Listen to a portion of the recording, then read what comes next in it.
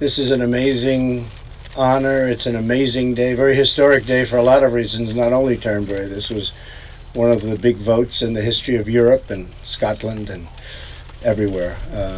It was very exciting coming in, and we were landing and we had just heard the results, so I wish everybody a lot of luck. I think that it's purely historic.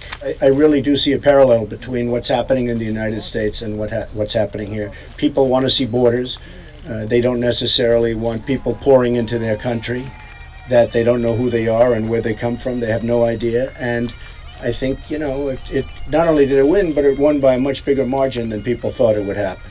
But my opinion is that what happened should have happened, and I think they'll end up being stronger for it, and they'll control their country, and they'll control everything about their country. Well, you just have to embrace it. It's the will of the people. You know, it's not a question of approaching it. It's the will of the people. It's always the will of the people. Ultimately, that wins out. Right, well, nobody knows. Look, if the pound goes down, they're going to do more business. You know, when the pound goes down, more people are coming to Turnberry, frankly, and the pound has gone down. And let's see what the impact of that has. But I think places like Scotland and England and different places in Great Britain, I think you're going to see a lot of activity. The pound got high, and people weren't able to do maybe what they wanted to do. But for traveling and for other things, you know, I think it could very well turn out to be a positive. What is known is that they've taken back their independence. And that's a very, very important thing. Well, I like David Cameron, and he had a couple of rough statements, but that's okay. I think David Cameron's a good man. He was wrong on this. He didn't get the mood of his country right. He was surprised. I think he was very surprised to see what happened. But he's a good man, and he felt that way, and probably did the right thing.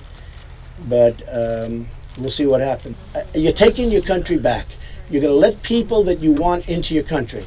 And people that you don't want, or people that you don't think are going to be appropriate for your country or good for your country, you're not going to have to take.